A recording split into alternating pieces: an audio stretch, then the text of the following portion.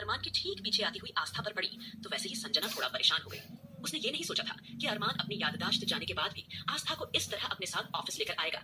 जब आस्था ने संजना को देखा तो उसका दिल कड़वाहट से भर गया। उसका मन किया कि वो संजना के कॉलर को पकड़कर उसे ऑफिस से बाहर धकेल दे, लेकिन अफसोस वह अरमान के सामने ऐसा कुछ नहीं कर सकती थी। अगर उसने ऐसा वैसा कुछ भी किया तो अरमान न जाने उसके बारे में क्या क्या अनाप शनाप सोचने लगेगा। इसलिए वो जलन और गुस्से की आग को अपने दिल में दबाकर चुप रही। फिलहाल आस्था संजना को पूरी तरह इग्नोर करते हुए अरमान के साथ उसके केबिन में चली गई। वहीं संजना गुस्से में अपनी उंगलियों को कसने लगी।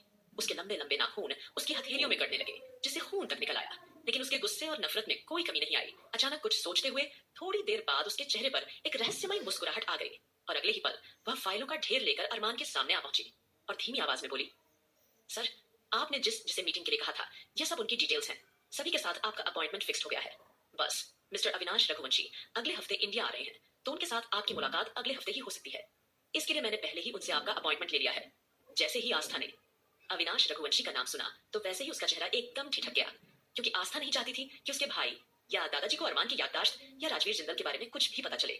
इसलिए वो एकदम से हड़बड़ा कर बोली, नहीं नहीं अरमान जी मिस्टर अविनाश रघुवंशी से नहीं मिलना चाहते, इसलिए उनके साथ मीटिंग कैंसिल कर दो। जैसे ही आस्था ने अचानक ये बात कही तो यह सुनकर अगले ही पल अरमान की आंखें कठोर हो गई और वो एकदम से सोचने लगा, इस लड़की की हिम्मत कैसे हुई मेरे मामलों में टांग अड़ाने की। फिर वह एकदम से खड़ा हुआ और आस्था को नाराजगी से घूरते हुए बोला, तुम्हारी हिम्मत कैसे हुई मेरे ऑफिस के मैटर में बीच में बोलने की? तुम होती कौन हो मुझे रोकने वाली? मेरे बिजनेस से तुम्हारा कोई लेना देना नहीं है, तो तुम इस तरह के फैसला कैसे ले सकती हो? मुझे किससे मिलना है और किससे नहीं, ये मेरा फैसला होगा, तुम्हारा नहीं। खबरदार, अगर अब तुमने मेरे मामले में टांग अड़ाने की कोशिश की तो। फिर वो सख्त लहजे में एक एक शब्द पर जोर देते हुए बोला, तुम यहाँ मेरे बेटे की देखभाल करने आई हो तो बस वही करो, इस बीच किसी और मामले में दखल अंदाजी करने की कोशिश मत करना। ये कहते हुए अरमान की आंखें ठंडी चेतावनी से भरी थी। अरमान बेरुखी देखकर आस्था का चेहरा कड़वी मुस्कान से भर गया। उसकी आंखों में नमी आ गई। वहीं संजना के चेहरे पर हल्की सी मुस्कुराहट तैर गई। कुछ देर पहले उसे लगा रहा था कि शायद अरमान आस्था को लेकर इसलिए आया है क्योंकि वो उसकी खूबसूरती पर फिदा हो गया है, लेकिन अब जब उसने खुद अरमान के मुंह से यह सुना कि वो सिर्फ अपने बेटे को संभालने के लिए आस्था को वहां लेकर आया है, तो अब जाकर उसके बेचैन दिल को बहुत सुकून मिला। संजना को इस बात की बिल्कुल भी जानकारी नहीं थी कि आस्था का एक अतीत था और उसका एक भाई भी था। उसने कभी आस्था की जिंदगी के बारे गहराई से जानना जरूरी नहीं समझा था। उसे तो बस यही लगता था कि आस्था उसके गांव में पली बड़ी सीधी सादी नानी माँ की नवासी है, जिन्होंने उसे पाल पोस कर बड़ा किया है। लेकिन उसकी रियल आइडेंटिटी क्या थी, न उसे पता था, न उसने कभी जानने की कोशिश की थी। फिलहाल अरमान ने संजना से कहा, तुम जाओ और आज की मीटिंग्स की तैयारी करो, और हाँ, इस मीटिंग्स में तुम भी मेरे साथ रहोगी, ठीक है? यह कहते हुए उसकी आवाज बेहद रोबीली थी। जैसे ही ये शब्द अरमान के मुंह से निकले तो यह सुनकर आस्था को झुंझलाहट हुई और उसके तन मन में आग सी लग गई, पर उसने खुद के इमोशंस पर काबू रखा। तभी अरमान का फोन अचानक बजा। वह फोन लेकर जल्दी से बात करने की मुद्रा में बाहर जाकर खड़ा हो गया। मौके का फायदा उठाकर आस्था अगले ही पल संजना के सामने आकर खड़ी हो गई और उसकी आंखों में झांकते हुए बोली, तुम्हें क्या लगा तुम मेरे पति के सामने आकर इस तरह की नौटंकी करोगी और अरमान का फायदा उठाओगी तो मैं चुपचाप तमाशा देखती रहूंगी? नो नेवर, बिल्कुल नहीं।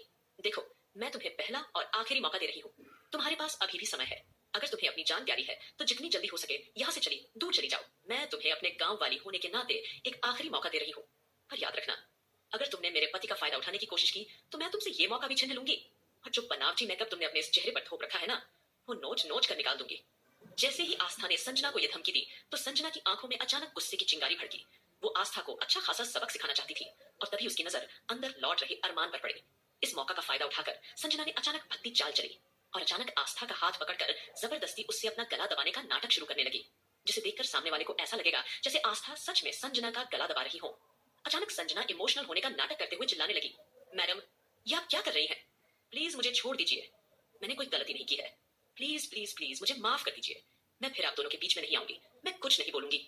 संजना का यह नाटक देखकर आस्था थोड़ी देर के लिए दंग रह गई, पर जैसे ही उसे एहसास हुआ कि अरमान वापस आ चुका है तब उसके माथे पर चिंता की लकीरें उभर आईं। अरमान तुरंत वहां आ पहुंचा और एक झटके में आस्था का हाथ पकड़कर संजना की गर्दन से दूर हटा दिया और अगले ही पल वो गुस्से से तमतमा उठा।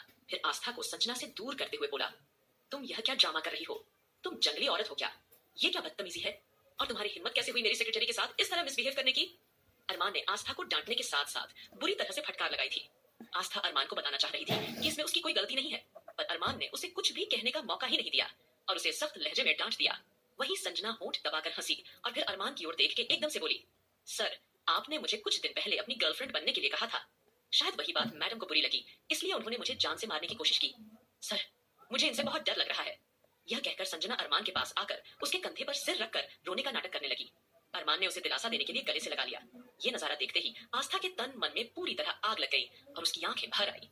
वो अपना दिल बैठा हुआ सा महसूस कर रही थी। तभी अचानक उन्हें सोफे पर बैठे हुए अंश की रोने आवाज सुनाई देने लगी। अंश को रोता हुआ देखकर अरमान का ध्यान पूरी तरह संजना पर से हट गया और वो तुरंत संजना से दूर हो गया और सीधा जाकर उसने अंश को अपनी गोद में उठा लिया। अरमान ने जिस तरह संजना को खुद से दूर धकेला था और अंश को गोद में लिया था, यह महसूस करके संजना को बहुत बुरा लगा। उसने गुस्से से होंठ भींचे। मन ही मन सोचा, आस्था के साथ साथ उसका यह बच्चा भी मेरा दुश्मन बन बैठा है। फिलहाल संजना गुस्से से पैर पटकती हुई वहां से बाहर चली गई। वहीं आस्था मायूस खड़ी रही। कुछ देर पहले उसके पति ने उसके साथ जो बर्ताव किया था, उसने उसे अंदर तक झकझोर दिया था। अरमान ने जब संजना को गले लगाते हुए उसे यह कहा था कि तुम्हें मैं यहाँ किसी और काम से लेकर आया था, तुम यह यहाँ क्या फालतू काम कर रही हो, अपना काम ठीक से करो, और हाँ, ऑफिस के मामले में दोबारा दखल अंदाजी मत करना, वरना मैं तुम्हें यहाँ से उठाकर बाहर फेंक दूंगा। यह सारी बातें सोचकर आस्था इरिटेट हो रही थी। फिलहाल अपने उमड़ते हुए जज्बातों को दबाने के अलावा वो और कुछ नहीं कर सकती थी।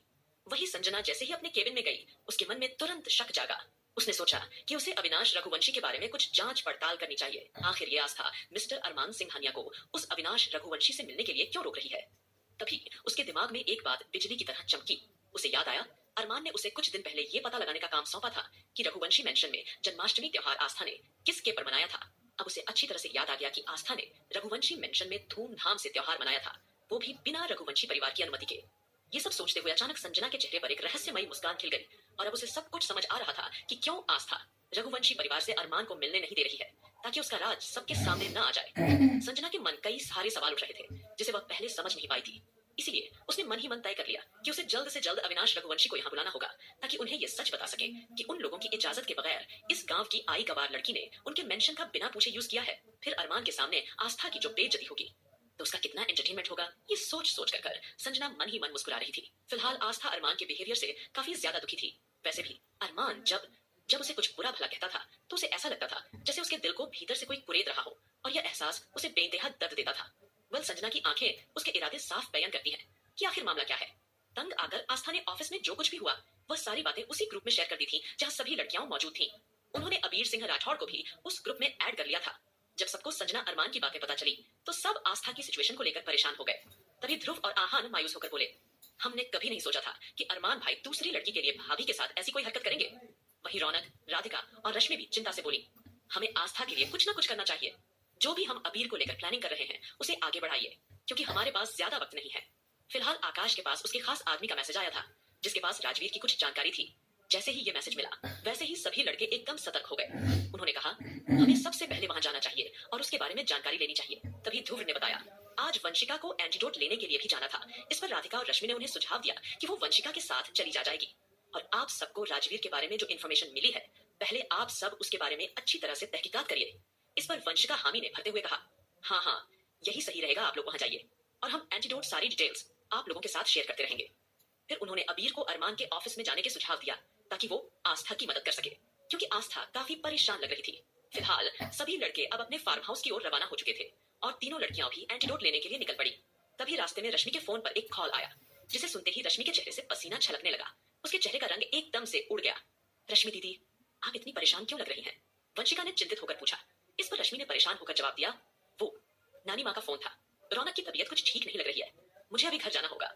ये सुनकर सबको कहीं ना कहीं ये लगा कि शायद रौनक की डिलीवरी का वक्त करीब आ गया है या फिर उसके साथ कोई और समस्या हो गई होगी। वंशिका तुरंत उसे आश्वासन देते हुए बोली, एक काम करते हैं रश्मि दीदी, राधिका दी, आप दोनों घर जाइए, मैं प्रोफेसर साहब से मिलकर आती हूँ। तब तक आप लोग रौनक का ध्यान रखिए, मैं काम खत्म करके जल्द वापस आती हूँ। अगर जरूरी लगे तो आप लोग उसे हॉस्पिटल ले जाइए।